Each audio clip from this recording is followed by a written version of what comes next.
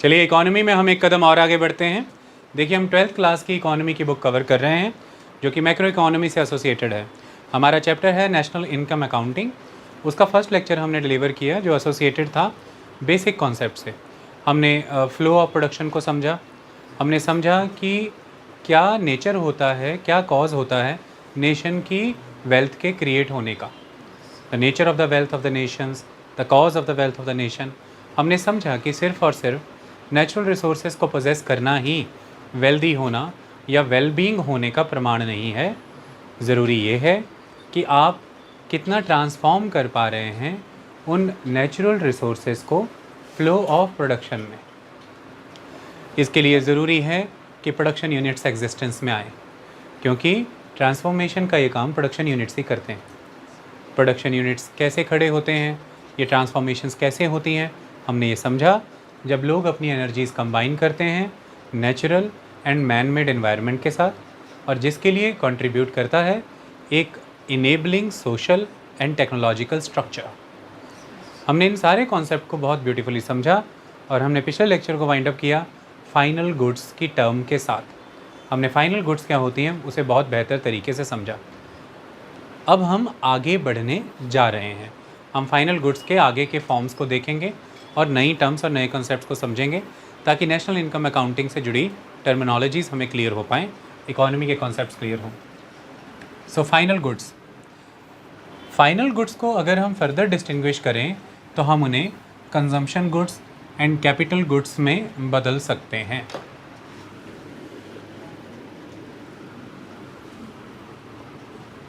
जो final goods हमने कल डिस्कस की थी वो कंजम्पशन गुड्स थी। कपड़े आपने लिए, पहन लिए, आपने कंज्यूम कर लिए, द कंजम्पशन गुड्स।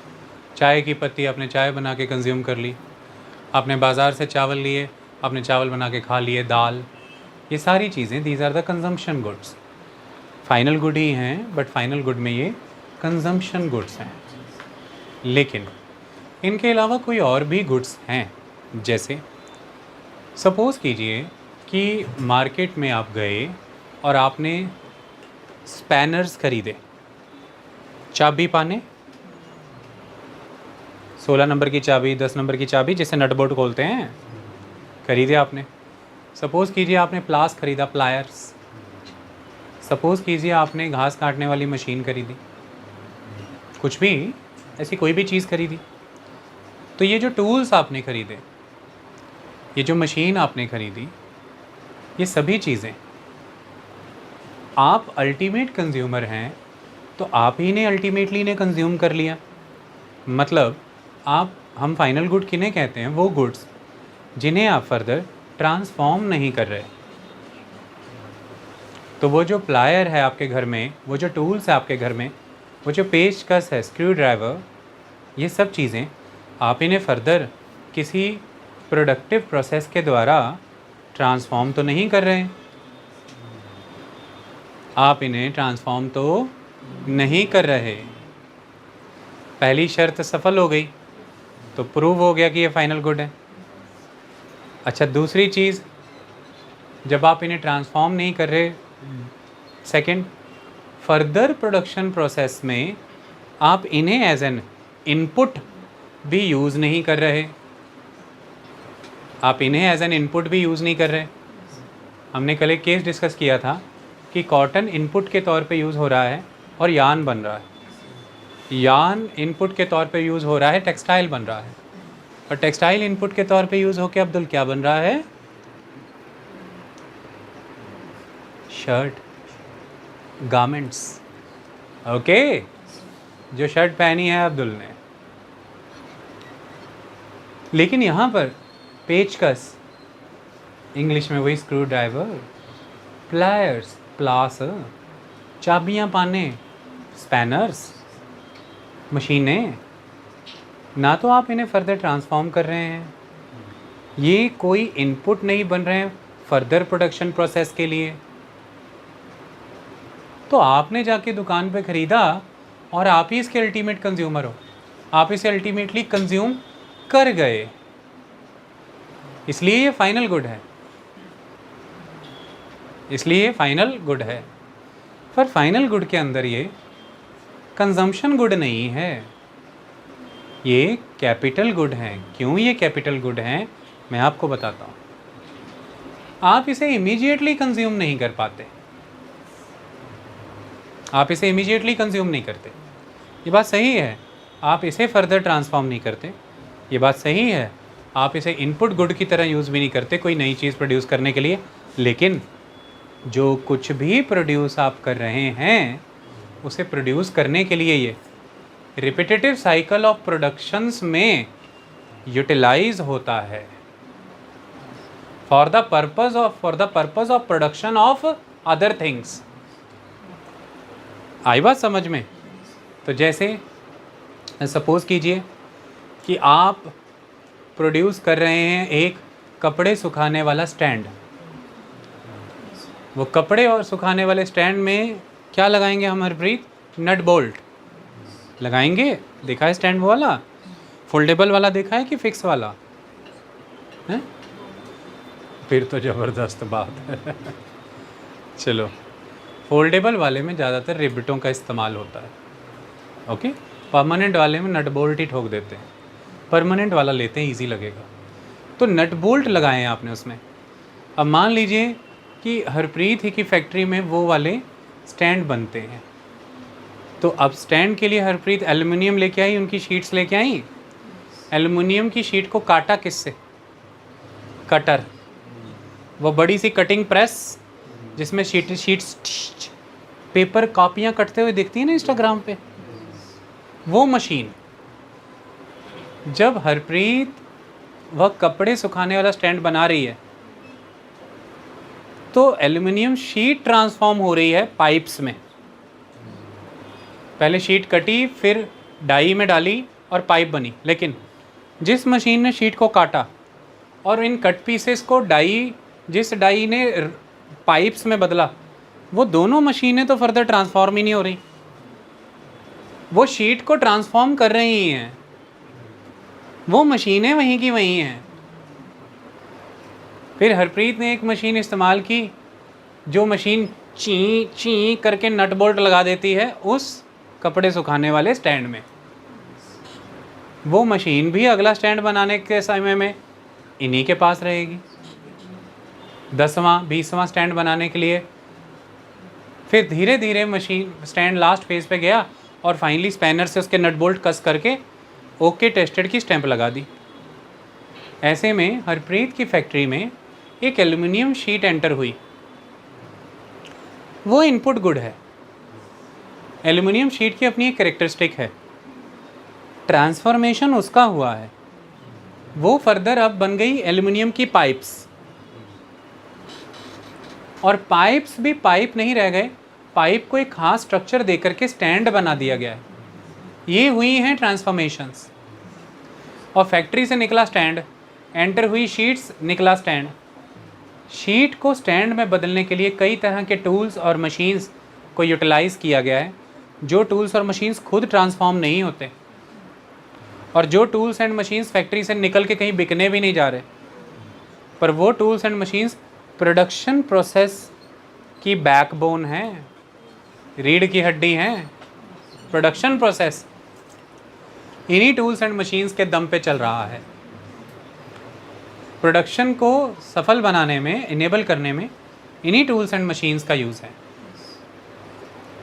तो फिर ऐसे में जब भी हम कुछ प्रोड्यूस करते हैं वंश, तो उसे प्रोड्यूस करने के लिए कुछ फैक्टर्स की ज़रूरत होती है, जिन्हें हम फैक्टर्स ऑफ प्रोडक्शन कहते हैं, है ना। जैसे आपको क्रिकेट खेलना है तो उसके लिए कुछ फैक्टर ऑफ क्रिकेट चाहिए। जैसे सबसे पहले थोड़ा बहुत शरीर चाहिए खेलने के लिए, बॉडी स्वस्थ चाहिए, बैट बॉल चाहिए, ग्राउंड चाहिए ना, कहीं कि दिल में ही खेलोगे, ग्राउंड चाहिए। और क्रिकेट है इसलिए क्रिकेट के कुछ नियम चाहिए। पता लगे क्रिकेट खेल रहे, खेलते खेलते क्रिकेट बॉल से सेक्का खेलने लगे। सेक्का स्कूल में खेलते थे ना, नहीं खेला कभी यार? ਲੱਕ सेका कहते ही, और भी कुछ कहते ही, वैसे ऑन रिकॉर्ड नहीं कहना, तो वो बहुत खेलते थे। नियम नहीं होंगे तो यही सब होगा ना। वो फैक्टर हैं उस क्रिकेट के। ऐसे ही प्रोडक्शन करने के कुछ फैक्टर हैं, जैसे लैंड, हरप्रीत की फैक्ट्री एक लैंड पे है। जैसे लेबर, हरप्रीत खुद ही ची ची करके नट बोल्ट कसती हैं।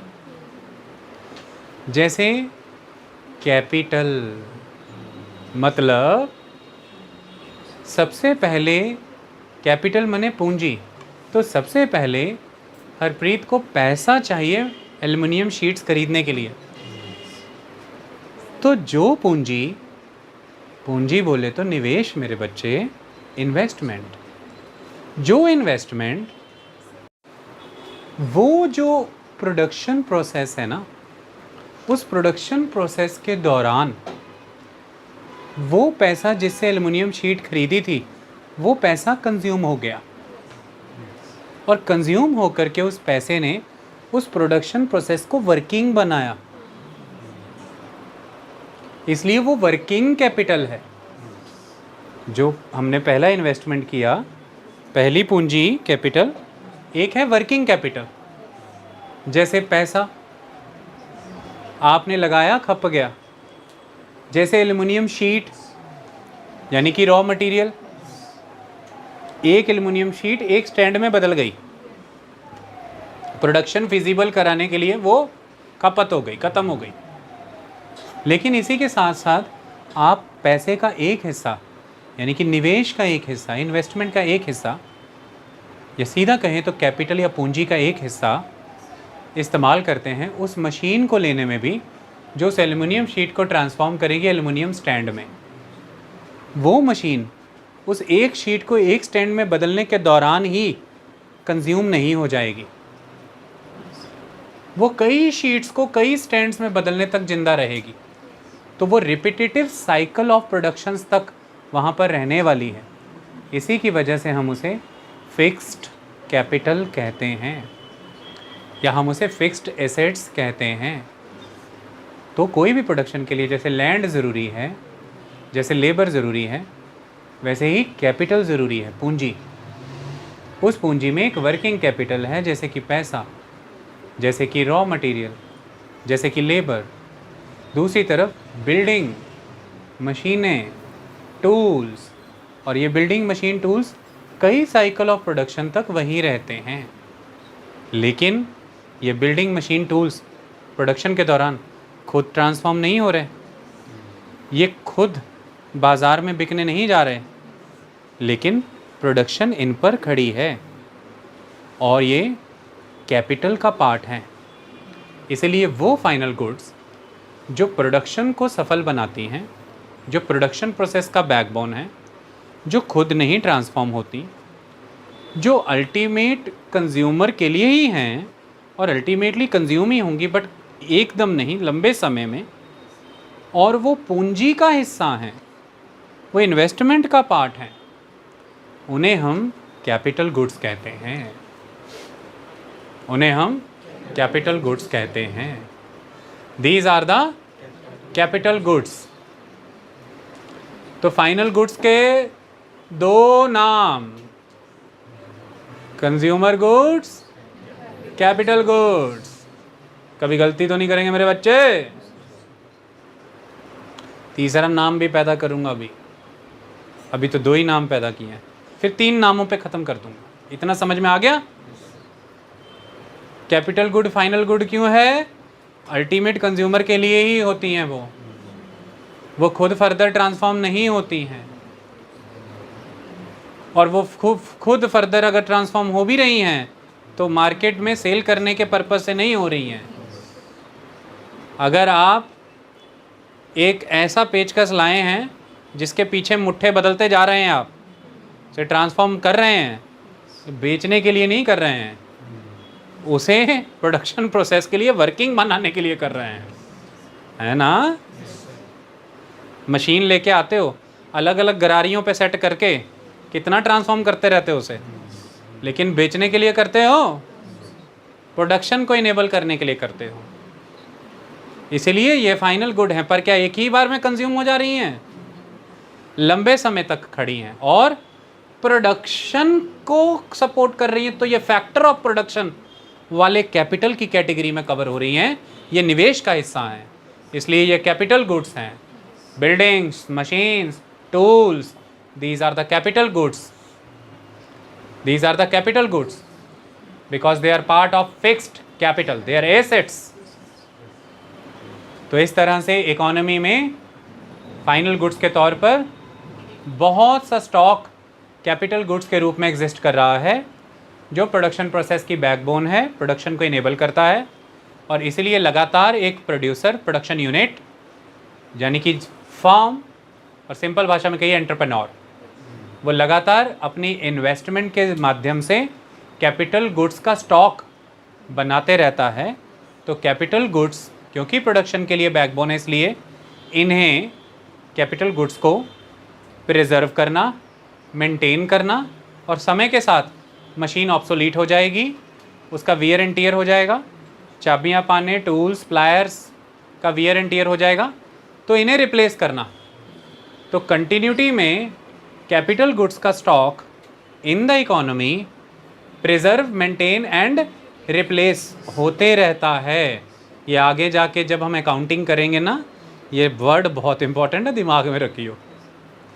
सो कंटिन्यूटी में किसी भी इकोनॉमी में कैपिटल गुड का stock preserve, maintain and repair और रिप्लेस होते रहता है। Okay, is that clear? I hope you are getting my point. Can we move further? अब आप कहेंगे कि सर मेरे घर में एक फ्रिज है। सर, आपकी अभी अभी बताई डेफिनेशन के मुताबिक कि प्लास, मशीन इमीडिएटली कंज्यूम नहीं होती, ड्यूरेबल होती हैं, तो आपने उन्हें कैपिटल गुड बोल दिया। सर, मेरे घर में वॉशिंग मशीन है, फ्रिज है, एसी है, ये भी ड्यूरेबल है, ये भी ड्यूरेबल है सर। मैंने कहा अच्छा। सर, इनका भी एक टाइम के बाद वियर एंड टियर होता है। मैंने कहा अच्छा। और सर, मैं इन्हें फाइनली कंज्यूम ही कर रही हूँ और ये भी फर्दर ट्रांसफॉर्म नहीं हो रही। तो फिर मेरा लास्ट क्वेश्चन आपसे यही होगा, तो क्या ये किसी प्रोडक्शन प्रोसेस में कंट्रीब्यूट कर रहे हैं? तो वहाँ आपका जवाब आएगा नो। तो फिर मैं आपकी दुविधा समझ गया कि आपको टेंशन यही हो रही है कि कंज्यूमर गुड तो पता था, कैपिटल गुड भी पता था, ये वाली कौन है जो हम यूज़ तो कंजम्पशन पर्पस से कर रहे हैं पर ड्यूरेबल हैं, फर्दर ट्रांसफॉर्म नहीं हो रही, तो मार्केट में इन्हें तो हम सेल नहीं कर रहे पर ये कोई प्रोडक्शन प्रोसेस को इनेबल भी नहीं कर रही। कहाँ रखें इन्हें? इन्हें हम कहते हैं consumer durables. Consumer durables, AC, fridge, washing मशीनें, पंखे, कंप्यूटर, ये सब चीज़ें जो आप यूज़ करते हैं, योर पीसी, कंज्यूमर ड्यूरेबल में डाल दीजिए। इसके लिए जब भी किसी बैंक के पास जाते हैं, जैसे बजाज फाइनेंस वाले, आप उनसे पूछेंगे कि लोन लेना, तो वो पूछेंगे कंज्यूमर ड्यूरेबल लोन लेना है, तो आप कंज्यूमर ड्यूरेबल लोन ले लेते हो। ओके, तो कितनी चीज़ें समझी अब हमने? आपके इर्द गिर्द चार सुफेरा किन चीज़ों से भरा है? सबसे पहला कंज्यूमर गुड्स, दूसरा कंज्यूमर ड्यूरेबल, तीसरा कैपिटल गुड्स। तीनों उठा करके एक ही टॉफ़ी के लिफाफे में डालना है। वो लिफाफे का नाम क्या है? Final goods. तो फाइनल गुड में क्या क्या आ गया रक्षित?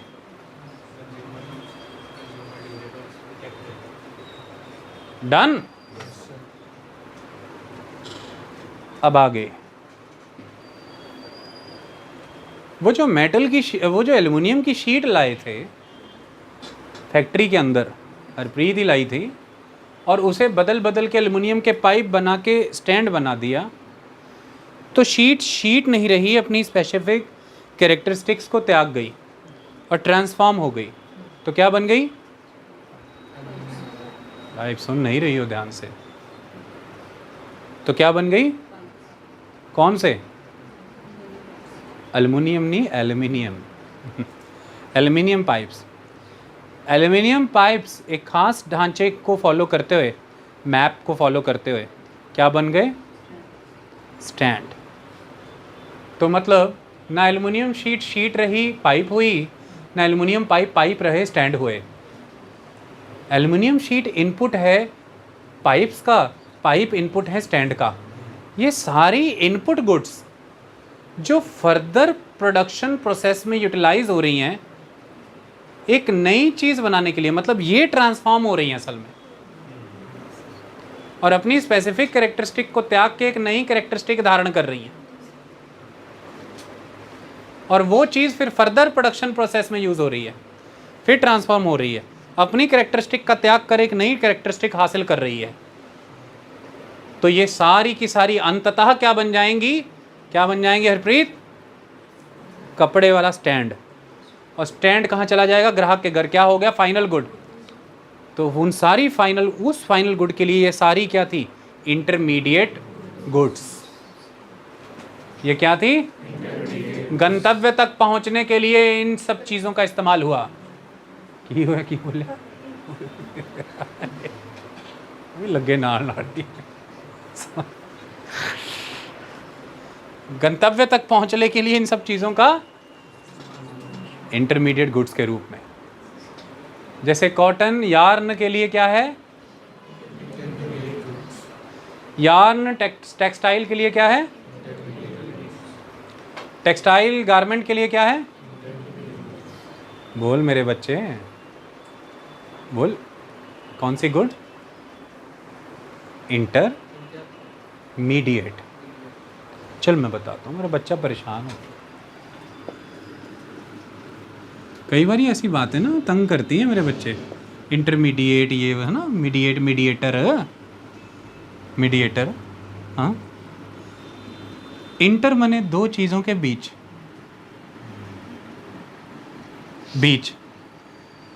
बीच मने मीडिएट, बीच, मध्य। जो था वो है नहीं, जो होगा वो रहने वाला नहीं। खत्म कहानी। एल्युमिनियम शीट कहाँ? अब रॉड है, पाइप है, पाइप कहाँ? अब स्टैंड है। तो एल्युमिनियम शीट अब स्टैंड है, खत्म। तो उस फाइनल गुड के रास्ते में ये सारी फिर इंटरमीडिएट ही हैं, इंटरमीडिएट बिचौलिए हैं सारे। एक दिन घुस जाएंगे सब, अंततः उसी में जाके समाना है। उस अव्यक्त में सभी व्यक्तों को चले जाना है, उसी पार ब्रह्म में। समझ में आई? इतनी बात क्लियर? Intermediate goods clear? तो अब आपके सामने खड़ी होती हैं दो गुड्स, टोटल कैटेगरी दो goods, final goods, intermediate goods. Goods को किन हिस्सों में बांटेंगे? Final goods, intermediate goods. क्योंकि जीडीपी कैलकुलेशन करने के लिए किसका इस्तेमाल करते हैं? फाइनल गुड्स का। तो आपके सामने खड़ी होती हैं फाइनल गुड्स और इंटरमीडिएट गुड्स। फाइनल गुड्स में कौन कौन आएगा? Consumer goods, consumer durables and capital goods. Consumer goods, consumer durables and capital goods. Done.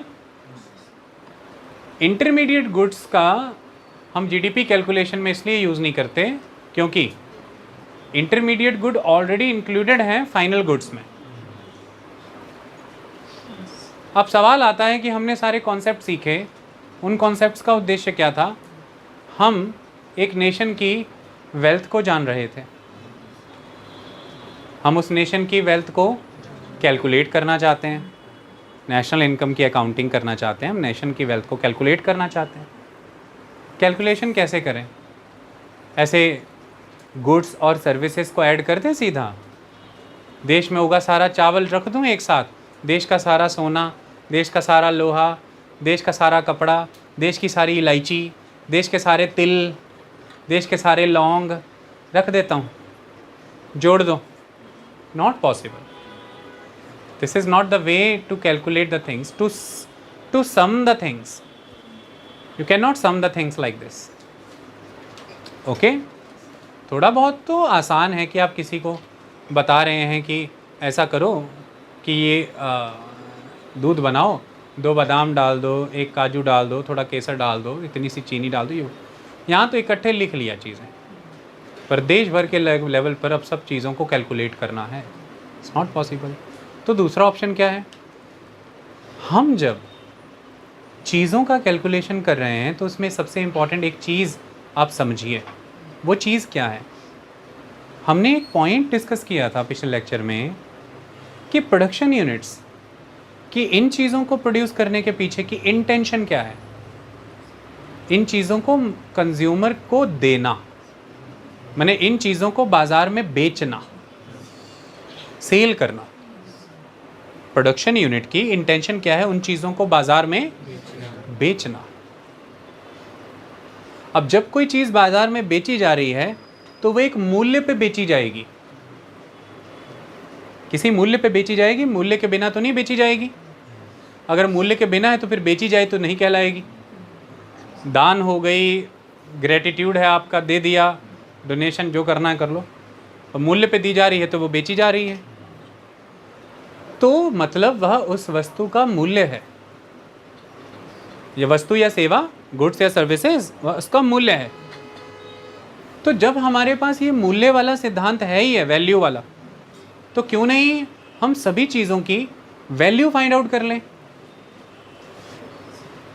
हम वैल्यू फाइंड आउट कर लें, संख्या पता लगा लें, वैल्यू ऐड की जा सकती है, वैल्यू ऐड की जा सकती है, उसमें तो फिर कोई दिक्कत नहीं है। जैसे मान लीजिए 100 टन इलायची है, उसकी वैल्यू कर लो पता।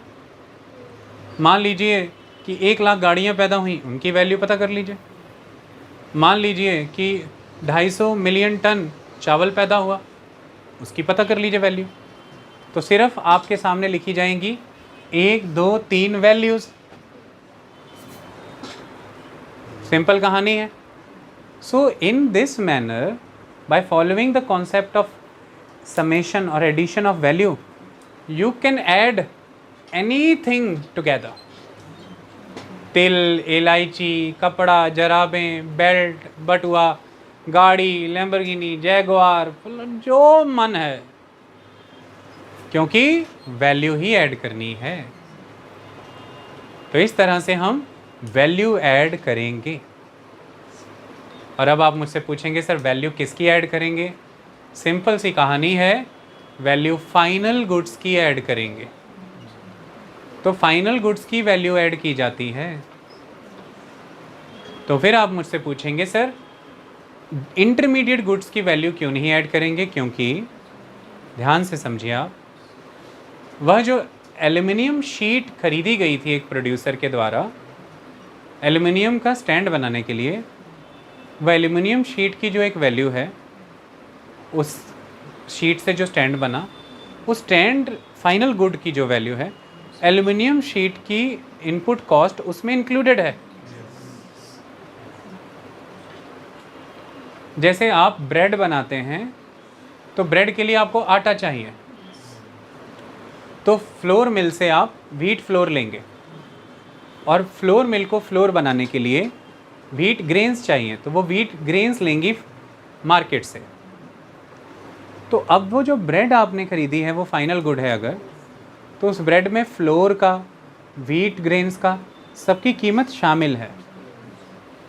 इसलिए हम फाइनल गुड की वैल्यू ही को कैलकुलेट कर लें तो हमें जायज़ा स्पष्ट हो जाता है कि क्या साइज़ है देश के लेवल पर वेल्थ का, इकोनॉमी का। हम नेशनल इनकम का पता लगा लेते हैं। हम इंटरमीडिएट गुड्स की कीमतें इसलिए नहीं लेते क्योंकि इससे काउंटिंग का एरर हो जाएगा, आप डबल काउंटिंग करेंगे तो डबल काउंटिंग एरर आ जाता है, ये बिल्कुल गलत हो जाएगा। पहले एल्युमिनियम शीट की कीमत लिख ली, फिर उसी एल्युमिनियम शीट से स्टैंड बना, स्टैंड की भी कीमत लिख ली, दोनों ऐड कर लिए। मतलब ये तो बिल्कुल ऐसा हुआ कि जैसे पहले 1 किलो आटे की कीमत, पहले 1 किलो व्हीट ग्रेन्स जितने में मिली वो लिख लिया, मान लो कि वो मिला 25 रुपये में, व्हीट ग्रेन्स एक फ्लोर मिल वाले को मिले 25 रुपये में, तो आपने यहाँ पर लिखा 25 रुपये, प्लस अल्टीमेटली आपको फिर वो व्हीट फ्लोर मिला ब्रेड मेकिंग कंपनी को, वो मिला सपोज़ कीजिए 40 रुपीज़ में, तो फिर आपने 40 रुपीज़ लिख लिया।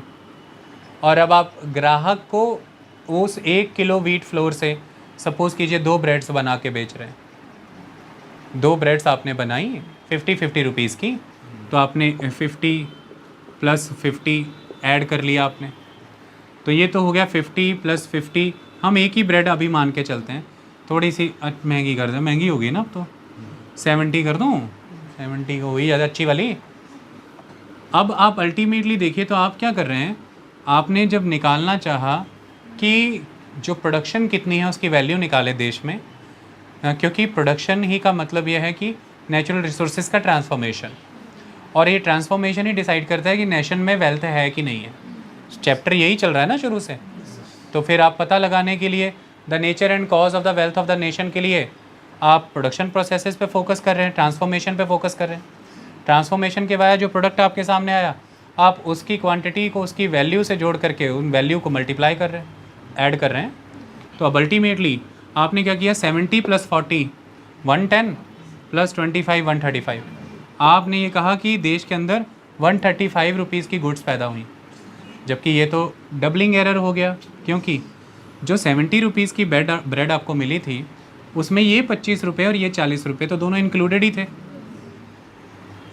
थे, क्योंकि वीट फ्लोर वाले को 25 में मिला तो उसने अपनी इनपुट कॉस्ट निकाल के अपनी प्रोसेसिंग फ़ीस लगा के उसे आगे 40 में बेचा, तो इस 40 रुपये में 25 रुपये छुपे हुए हैं। और इस ब्रेड वाले को 40 रुपये में आटा मिला, इसने अपना बेकिंग वगैरह सारा प्रोसेस लगा के करके 40 रुपये खर्चा निकाल के अपना 30 रुपये में आगे लेबर वगैरह सब 15 रुपये डाल के 15 रुपये मुनाफा रख के 70 रुपये में आपको बेची। तो इस 70 रुपये में ये 40 तो छुपे हुए हैं, इसने नई वैल्यू तो 30 रुपीज़ ही ऐड की ना।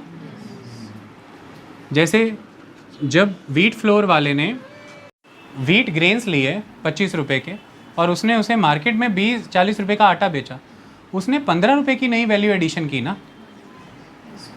वैल्यू एडिशन को हम देखते हैं ना भाई, ट्रांसफॉर्मेशन जब हम करते हैं किसी भी गुड में, वो ट्रांसफॉर्मेशन मार्केट में सेल करने के पर्पस से अगर हम करते हैं तो मतलब हम उस गुड में इकोनॉमिक वैल्यू ऐड कर रहे हैं ना।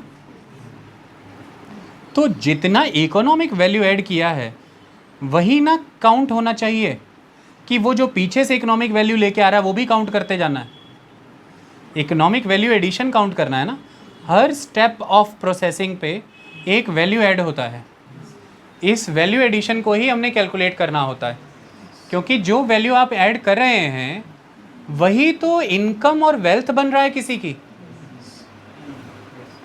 हमने पूरे चैप्टर का आधार किस बात पे रखा, हमने इस बात पे रखा कि कोई भी नेशन की जो वेल्थ है उसका कारण है कि वो नेशन अपने नेचुरल रिसोर्सेज को कितना ट्रांसफॉर्म कर रहा है, कैसे ट्रांसफॉर्म कर रहा है, via the production processes, through the production units.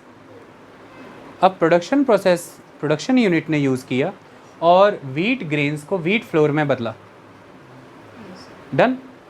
तो उसने इसमें 15 रुपये का वैल्यू एडिशन किया, यही 15 रुपये उसकी इनकम या वेल्थ बनी ना, क्योंकि ट्रांसफॉर्मेशन और प्रोडक्शन का कॉन्सिक्वेंस क्या था, जनरेटेड इनकम और वेल्थ। कल के लेक्चर में ये चीज़ समझी थी ना हमने। ऐसे देखो प्रैक्टिकली सारी थ्योरी हम आपको एक्सप्रेस करके दिखा रहे हैं, डन। अब यही 40 रुपये का वीट फ्लोर ब्रेड के लिए चला गया तो उसने 70 की आपको बेची।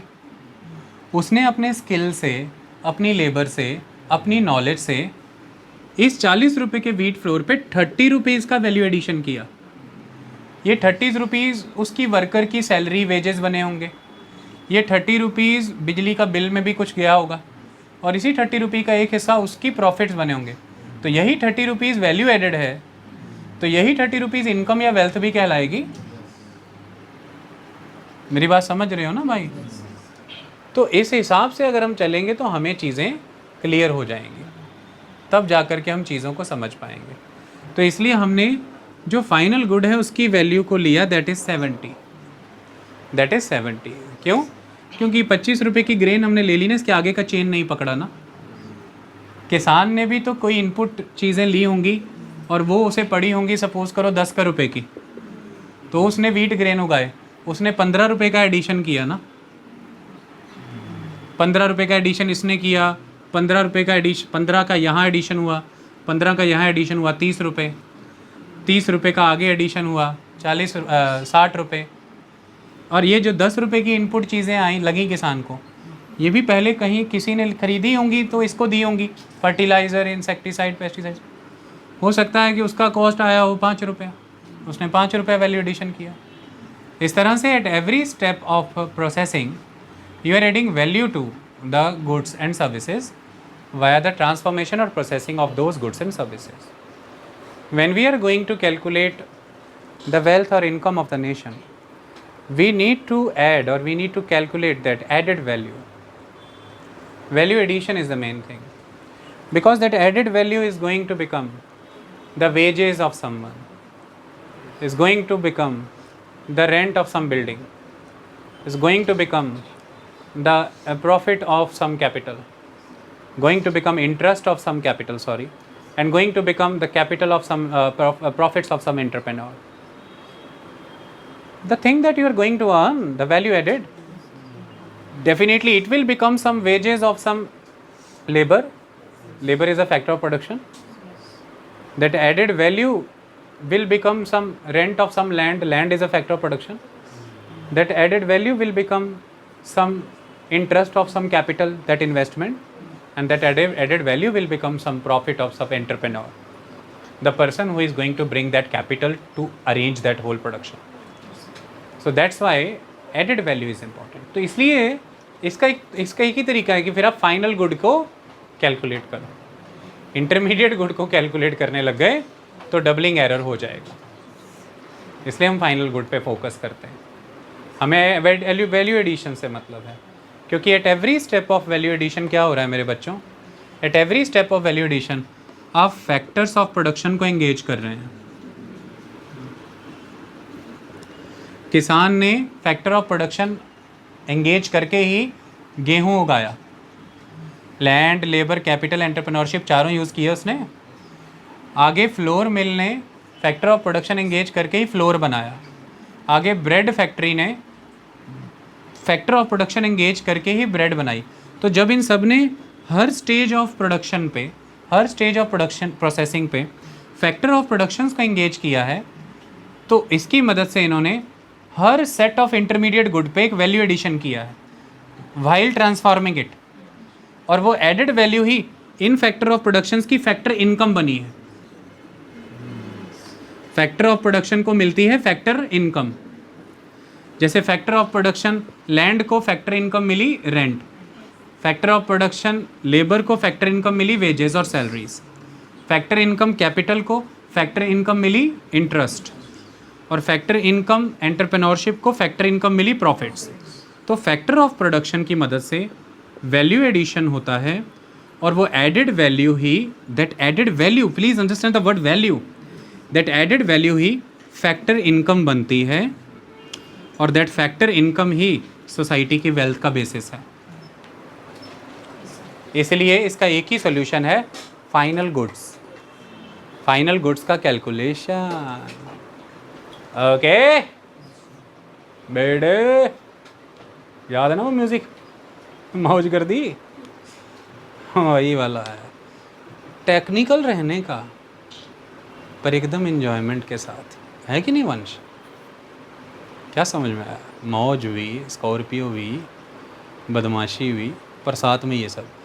सोचो एकदम से बदमाशी कर रहे हो गली मोहल्ले में, और एकदम से एक अंकल आए और कह रहे बेटे ऐसी हरकतें अच्छी लगती हैं, कहाँ तो लोग पढ़ लिख रहे हैं, और कोई इकॉनमी पढ़ रहा है, कोई कुछ, कोई फैक्टर ऑफ प्रोडक्शन। उन्होंने समझाओ अंकल बात ऐसी है कि वैल्यू एडिशन की सारी स्टेजेस से निकल के आया हूँ, सारे फैक्टर ऑफ प्रोडक्शन को, सारी फैक्टर इनकम बांट के आया हूँ, आज फाइनल गुड का इंतजाम था, उसे निपटाने आया। फैन हो जाएगा बंदा, है कि नहीं? डेकोरेटेड आदमी जब बदमाशी करता है तो मज़ा आता है, याद रखिए। ओके, वैसे करनी क्यों, ज़रूरत ही नहीं है। अब मुझे लगता है आगे बढ़ना चाहिए, इतना बहुत है, पिक्चर दिखा दी, अभी आगे इसके बारे में पढ़ाना है, लिख लिख के कराना, लिख लिख के कराते हैं जैसा, वैसा कराऊंगा। ये समझ में आ गया सारा? अब सारा दिमाग में बैठ गया एकदम फ्रेमवर्क ऐसा, प्रोसेसिंग, ट्रांसफॉर्म। देखो शुरू हुए थे अंकल एडम की बातों से, Adam Smith. Cause of wealth of nation क्या है? कितनी अच्छी बात बोली कि cause of wealth of nation है transformation of the natural resources. कहते अच्छा ये बात तेरी कंप्लीट है? कहते नहीं रुक, transformation for the market purpose, बेचने के लिए। अब बेचने के लिए तो सम सॉर्ट ऑफ वैल्यू है ना, तो मार्केट इंपॉर्टेंट है। मतलब जो ट्रांसफॉर्मेशन आप कर रहे हो, वो जो प्रोडक्शन प्रोसेस आप कर रहे हो, वो जो प्रोडक्शन एक्टिविटी, वो इकोनॉमिक एक्टिविटी है। इकोनॉमिक एक्टिविटी करने का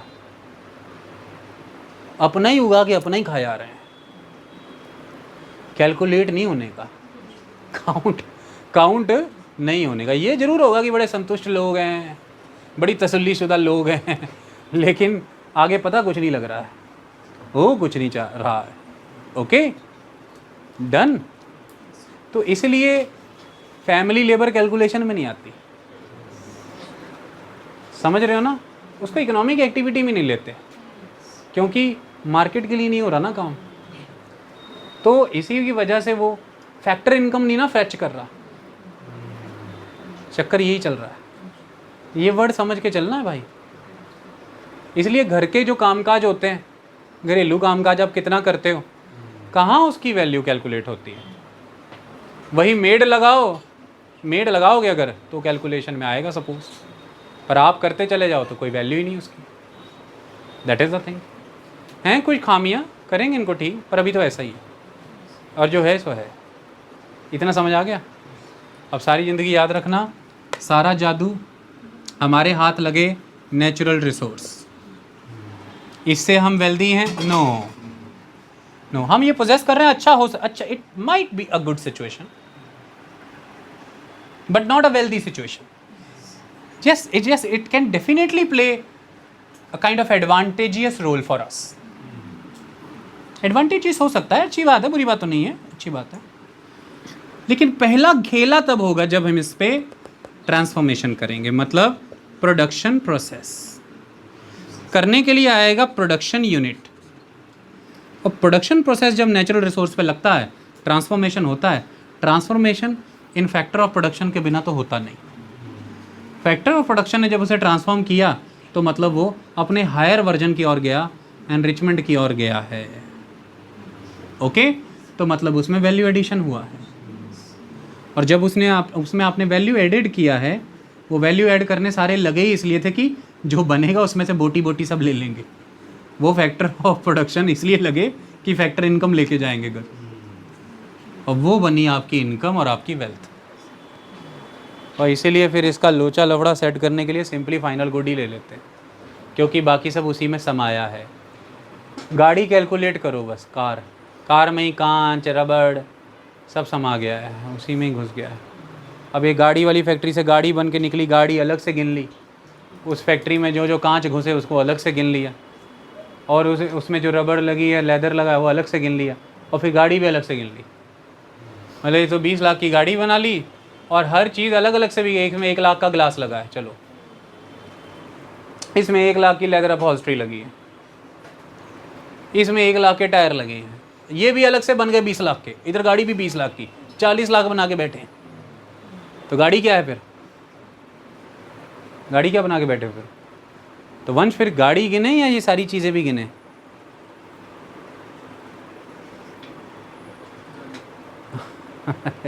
बच गया। सेव्ड 5 करोड़ का आंसर था ये। अब अगला क्वेश्चन 7 करोड़ का। ये कहानी आगे चले, अब पढ़ दूं।